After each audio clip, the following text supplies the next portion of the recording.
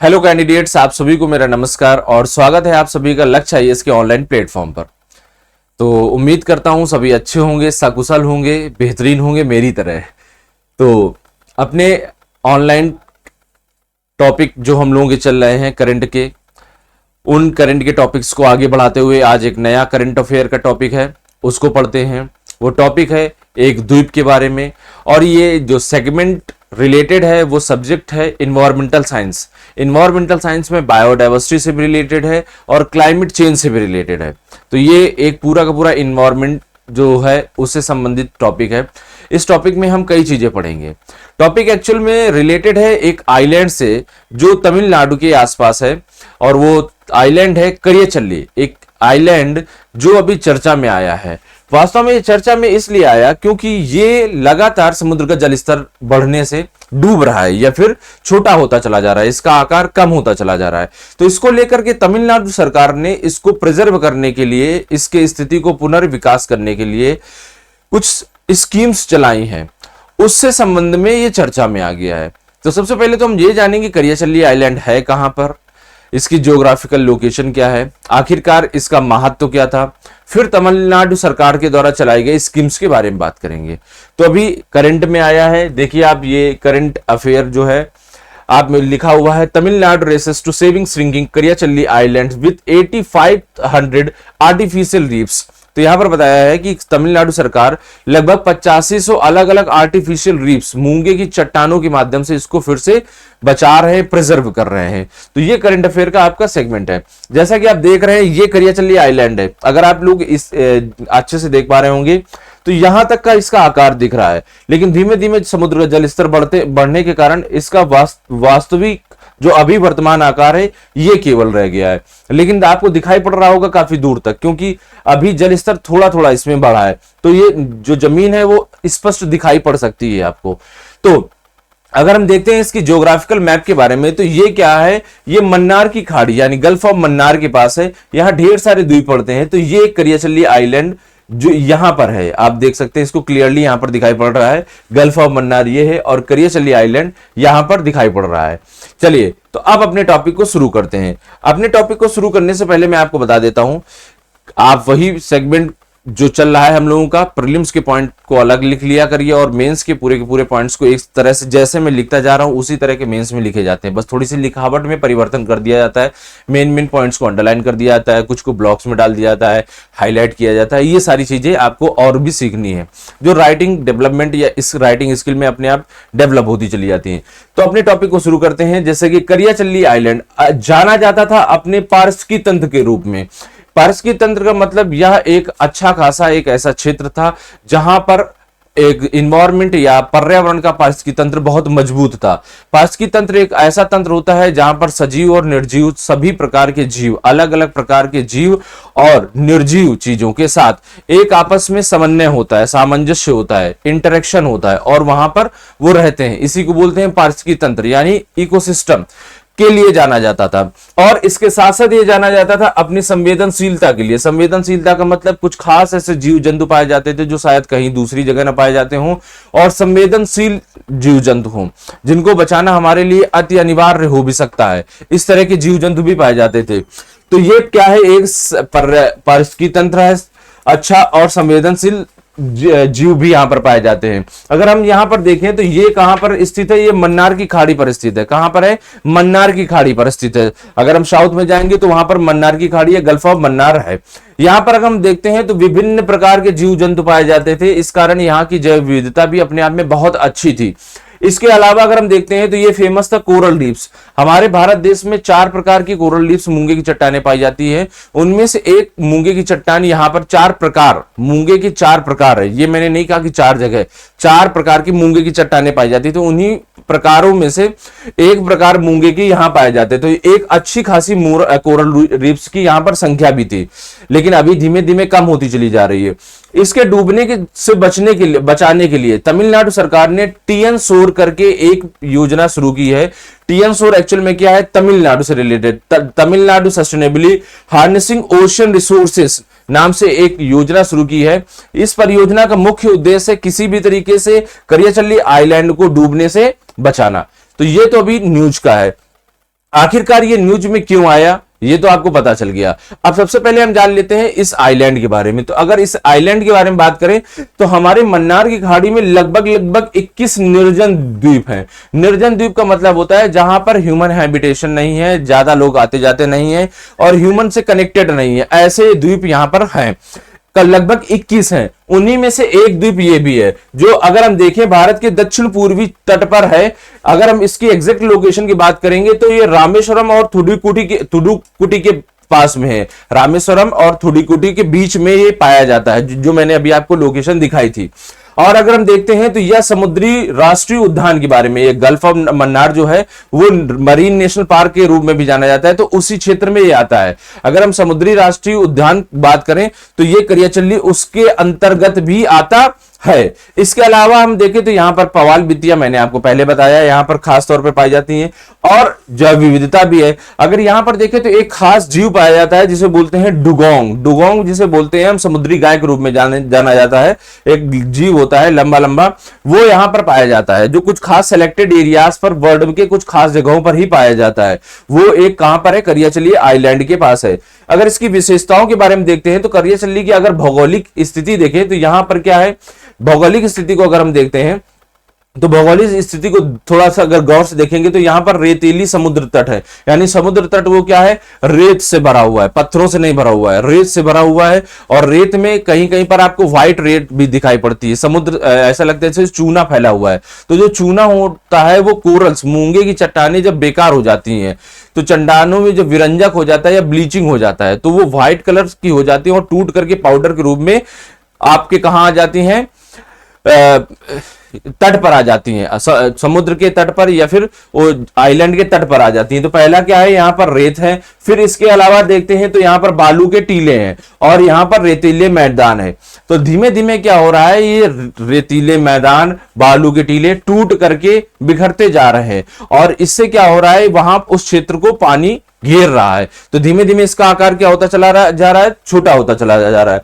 हम देखते हैं कि वहां पर कुछ द्वीप है जिनको बोलते हैं थुथुकुडी द्वीप, एक समूहों का हिस्सा है, समूह है, उनमें से एक ये भी है। ये भी इसलिए भी जाना जाता है पारिस्थितिकी तंत्र के रूप में। अगर जानते हैं तो पारिस्थितिकी तंत्र में एक चीज बहुत ही क्लियर है कि जैसे कभी कभार साइक्लोनिक एक्टिविटीज होती हैं तो इस तरह के द्वीप तट को बचाने में बड़ी हेल्प करते हैं। ये द्वीप जो होते हैं तो तूफान, चक्रवात या फिर सुनामी आदि आने से पहले उनको रोकते हैं। ये एक नेचुरल बैरियर के रूप में काम करते हैं, उनकी गति को रोक देते हैं, उनके प्रभाव को आसानी से रोक देते हैं। क्योंकि देखो भाई, जैसे कि हम देखते हैं हमारा तमिलनाडु का ये एरिया है या फिर हम बोल सकते हैं कुछ मैप में हम इस तरह से देखेंगे तो यहां पर, तो अगर हम देखते हैं कि इधर से अगर ढेर सारा तेज तूफान आ रहा है, चक्रवात आ रहा है, तो ये छोटे छोटे यहाँ पर जो पेड़ पौधे होते हैं द्वीप में, ये उस चक्रवात को बांध लेते हैं, रोक देते हैं। अगर सुनामी भी आती है तो इसी तरह से वो भी रुक जाती है।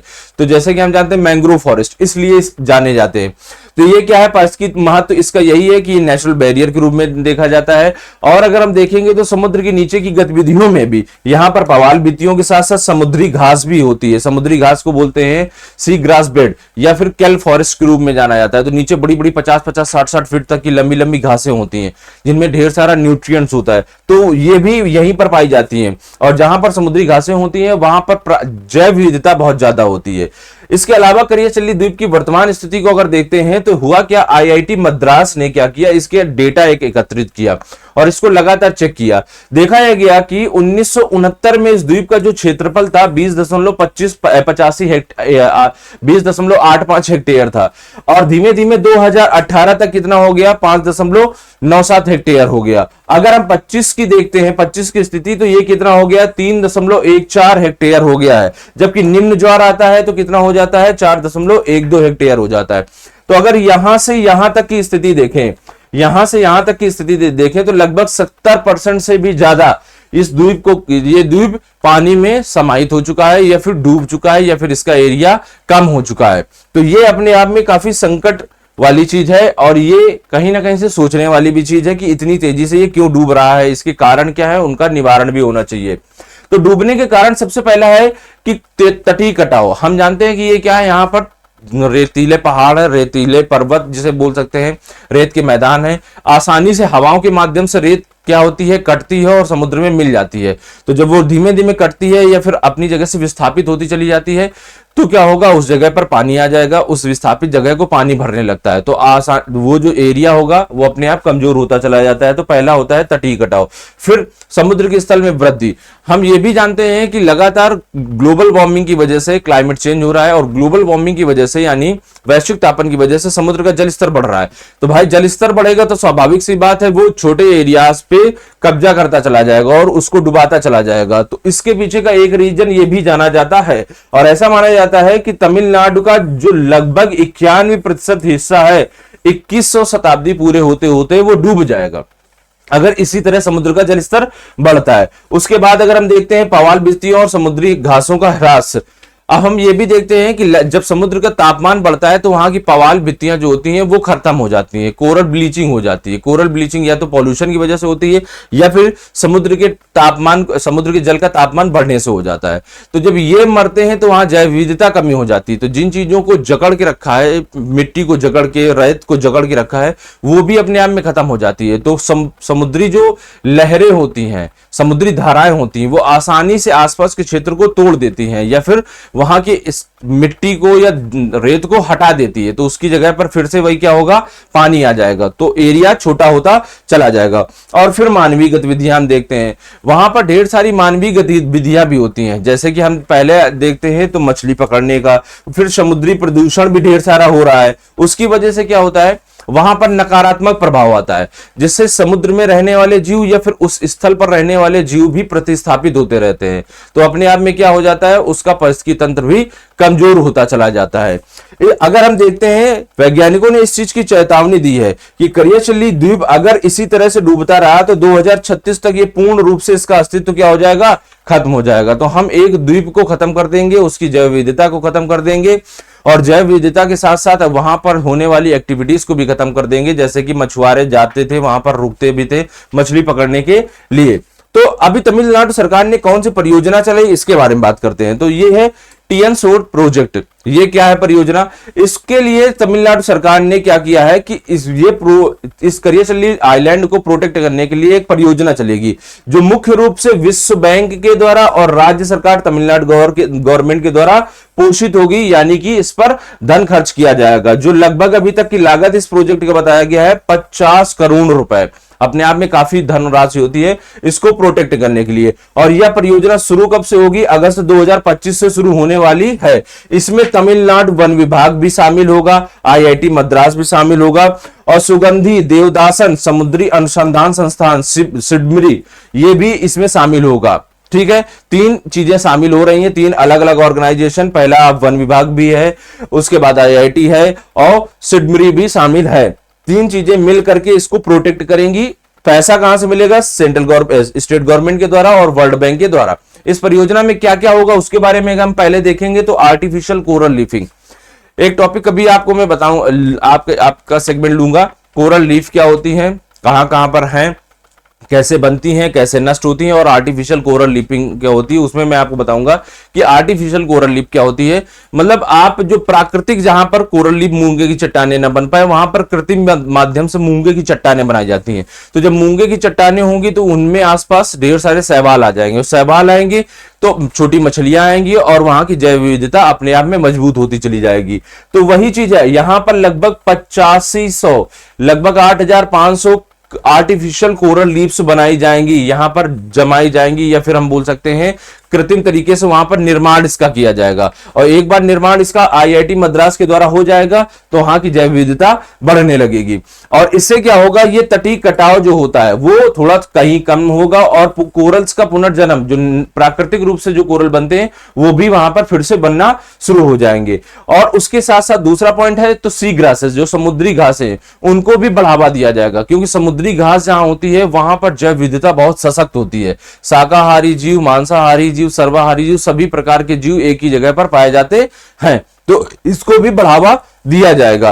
फिर अगर हम बात करते हैं कोरल लीफ्स को, तो यहां पर आर्टिफिशियल कोरल लीफ्स बनाएंगे और उसी के माध्यम से नेचुरल कोरल लीफ्स को भी हम धीमे धीमे क्या करेंगे, प्रमोट करेंगे, जिससे उस क्षेत्र में नेचुरल कोरल लीफ्स भी बढ़े।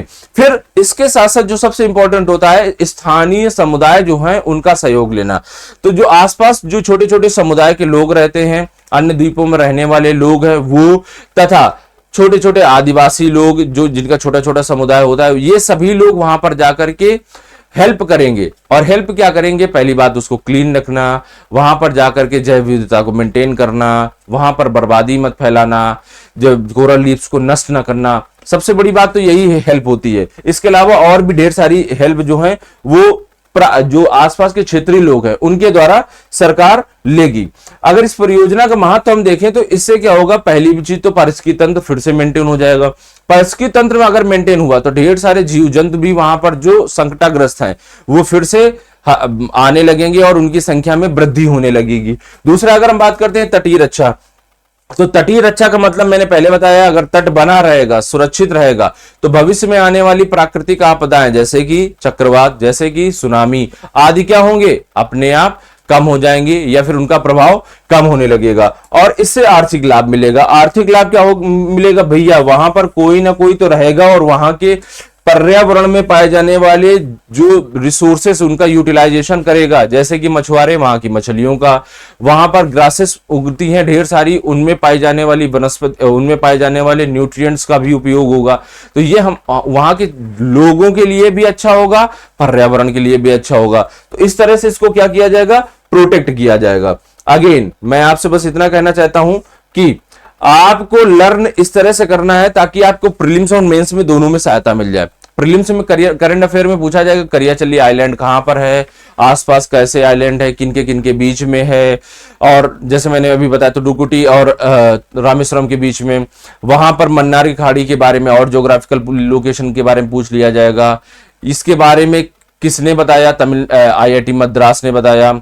तमिलनाडु सरकार ने प्रोजेक्ट कौन सा शुरू किया है, इसके लिए धन कहां से आएगा, किस तरह से शुरू किया जाएगा, इस प्रोजेक्ट में क्या किया जाएगा, आखिरकार आइलैंड में वहां वॉल्स बनाई जाएंगी कि क्या होगा, कि कोरल लीफिंग होगी, कि रेस्टोरेशन होगा। ये सारे के सारे पॉइंट्स आपके प्रीलिम्स के लिए हैं। मेंस के लिए जिस तरह का सेगमेंट लिखा जाता है वो मैं प्रॉपर लिखता हूं ताकि आपको मेंस में आंसर राइटिंग अपने दिमाग में धीमे धीमे फ्रेम होने लगे। जब आप वीडियो देखते हो तो उसी तरह की हेडिंग्स आने लगे, करंट क्या है, फिर आखिरकार वो है क्या चीज, उसकी स्थिति क्या है, उसका सिग्निफिकेंस क्या है, फिर जो करंट में जो डिस्कशन हो रहा था खासतौर पे इस पे, तो टीएन सौर परियोजना क्या है, कैसे लागू होगी, उससे क्या प्रभाव पड़ेगा। तो ये सारा का सारा इसी सीक्वेंस में लिखा जाता है। इसी तरह से आप लिखिए ताकि आप थोड़ा सा अपने आप में खुद से एक्सपर्ट हो जाए। और मैं आपको ये कहना चाहता हूं कि आंसर राइटिंग की जो प्रैक्टिस होती है वो खुद से ही करने की कोशिश करिए। आंसर राइटिंग आपको कोई सिखा नहीं सकता है, गाइड कर सकता है, कुछ समय के बाद आपको खुद से ही करना होगा। ये एक स्किल होती है जो धीमे धीमे डेवलप होगी और जितना आप डेवलप कर ले जाओगे उतना आपके लिए बेहतरीन होगा। खैर, हमारे इंस्टीट्यूट में जैसा कि मैं आपको पहले भी बताया है कि हमारे इंस्टीट्यूट में ऑफलाइन और ऑनलाइन हाइब्रिड मोड पर भी बैच चलने जा रहे हैं, जो इंग्लिश और हिंदी मीडियम दोनों में होंगे। रेगुलर क्लासेस होंगी, टेस्ट सीरीज के साथ होंगी, प्रॉपर नोट्स भी मिलेंगी, मेंटोरशिप प्रोग्राम भी होंगे, इंटरव्यू के लिए भी प्रोग्राम रखे जाएंगे और जो एक्सपर्ट्स से गाइडेंस भी आपको मिलेगी, बेहतरीन टीचर्स भी होंगे आपके साथ। तो अगर आप जुड़ना चाहते हैं तो बिल्कुल जुड़िए, कांटेक्ट करिए, हमारे जो नीचे नंबर दिया गया है इस पर कांटेक्ट करिए और अपने जो भी समस्या है आप बताइए ताकि हम उनका समाधान कर सकें, आपस में मिल करके कुछ नया कर सकें। ठीक है, और ख्याल रखिए अपना, पढ़ाई करते रहिए। ठीक है, हम जुड़े या ना जुड़े, बस मन से जुड़े रहें, इस प्लेटफॉर्म से जुड़े रहें, यही बहुत है। अगर वैसे जुड़ गए तो और भी अच्छा होगा हम लोगों के लिए। तो आज का सेगमेंट यहीं से कंप्लीट होता है। मिलेंगे हम लोग नेक्स्ट क्लास में, तब तक के लिए धन्यवाद।